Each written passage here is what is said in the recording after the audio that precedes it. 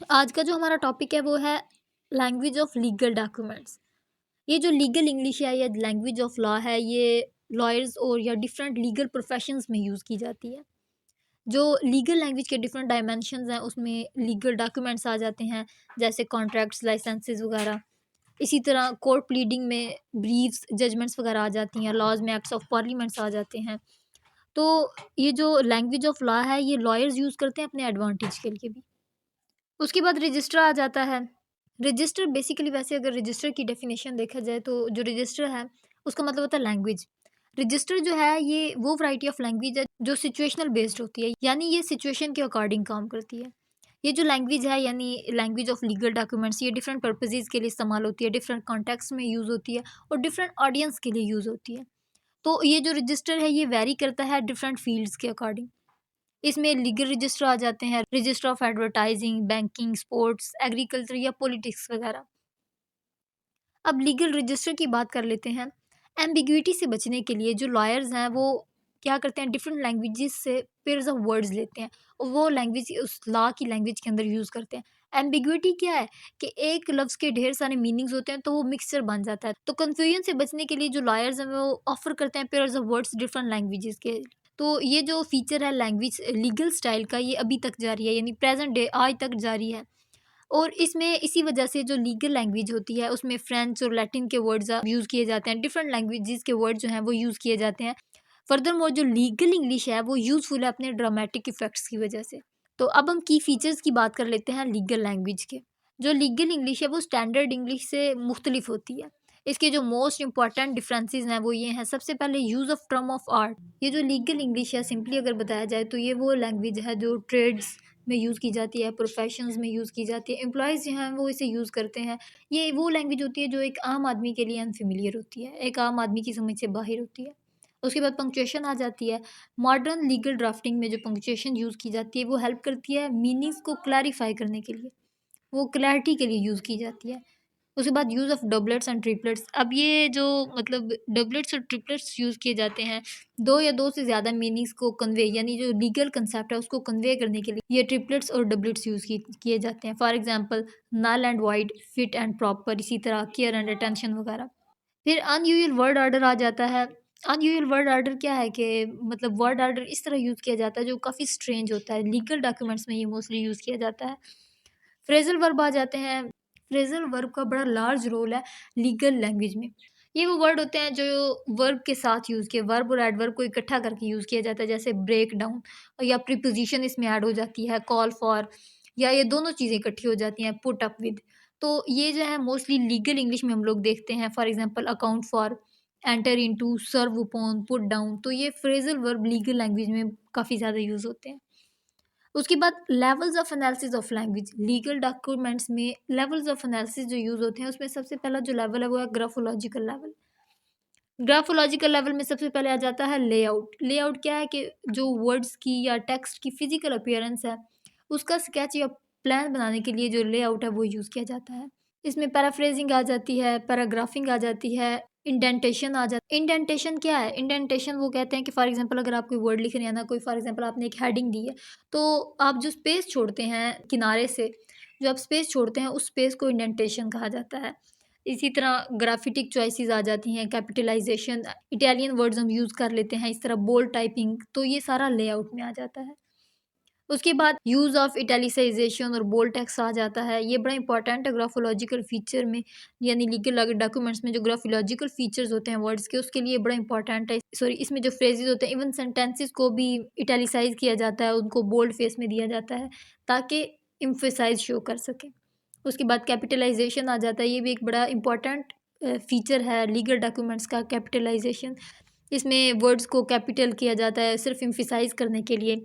Text के initial letters को capitalise किया जाता है और भी एक बड़ा वाइडली यूज़ किया जाता है लीगल डॉक्यूमेंट्स में। मिसिंग लाइन्स और यूज़ ऑफ डॉट्स आ जाता है। ये कॉमन फीचर है डॉक्यूमेंट्स का जो मेंशन किया जाता है in the presence of line. Presence of line को यूज़ किया जाता है इसमें, यानी मिसिंग लाइन्स और डॉट्स का वगैरह का यूज़ किया जाता है। उसके बाद एब्सेंस ऑफ पंक्चुएशन। पंक्चुएशन जो है वो बड़ी ईज़ी है, उसे हम पुट भी कर सकते हैं, इरेज़ भी कर सकते हैं डॉक्यूमेंट से। लीगल मीनिंग्स में चेंज को क्रिएट करती है। तो जो पंक्चुएशन है नॉर्मली अवॉइड की जाती है लीगल टेक्स्ट में। इसके अदर फीचर्स में ब्रैकेट्स आ जाती हैं, comma, colon, semicolon, hyphen, slashes वगैरह आ जाती हैं। जनरली जो कॉमास और सेमीकोलन्स हैं, ये फुल स्टॉप हैं, ये इन्वर्टेड कॉमास यूज़ किए जाते हैं लीगल डॉक्यूमेंट्स में। फिर एब्रिविएशन आ जाता है, ये एक इम्पॉर्टेंट ग्राफोलॉजिकल फीचर है जो स्ट्रेस के लिए यूज़ किया जाता है। उसके बाद लेक्सिकल फीचर्स आ जाते हैं। लेक्सिकल फीचर में सबसे पहले आर्केइज़्म आ जाता है।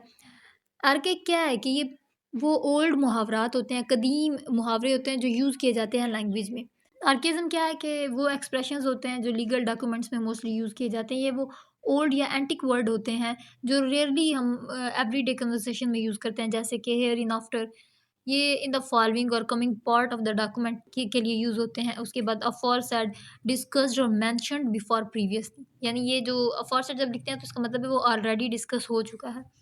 टेक्निकल टर्म्स आ जाती हैं, ये स्पेसिफिक होती हैं और पर्टिकुलर वर्ड होते हैं वोकैब्युलरी में जो हम यूज़ करते हैं डिसिप्लिन या डोमेन के लिए। उसके बाद जार्गन आ जाता है। जार्गन जो एक्सप्रेशंस हैं ये ईज़ी कम्युनिकेशन के लिए यूज़ किए जाते हैं, लेकिन आम लोगों के लिए ये बड़ा मुश्किल होता है इसको ग्रैस्प करना, इसको समझना।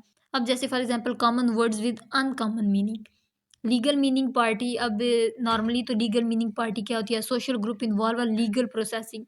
असाइनमेंट नॉर्मल लोग असाइनमेंट समझेंगे, लेकिन duty assign transformation of property from.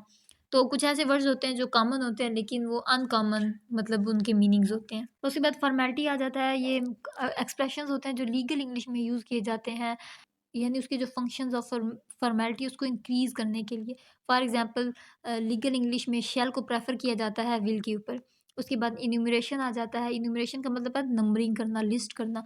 2 या 2 से ज़्यादा वर्ड्स को सिमेंटिकली मतलब या जो सिमिलर हों उनको अनलिस्टेड किया जाता है।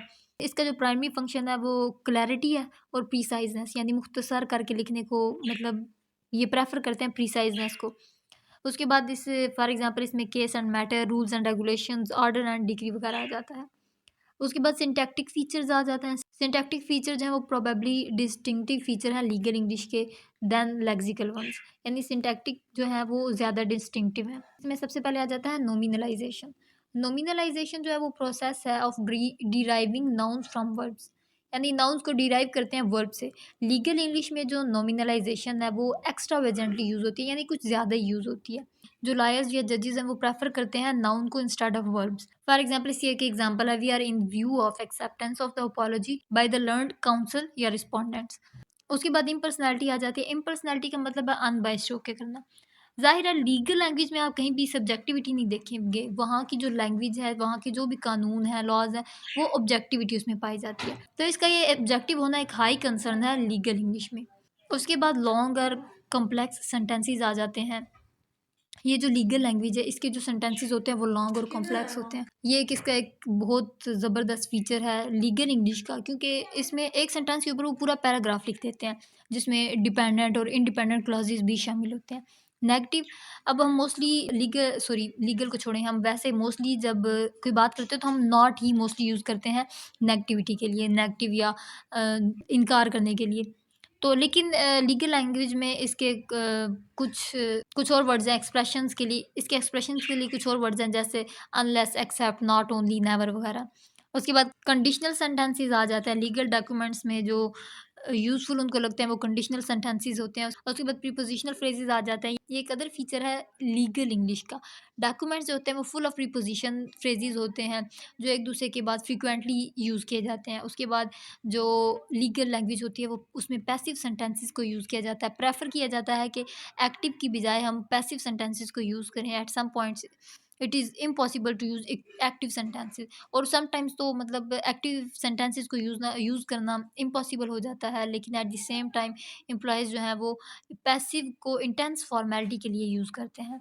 इन शॉर्ट अगर बात की जाए तो लैंग्वेज ऑफ जो लीगल डॉक्यूमेंट्स है ये इसका एक अपना रजिस्टर है। लीगल रजिस्टर एम्प्लॉयज़ वो डिफरेंट स्टाइलिस्टिक फीचर्स यूज़ करते हैं।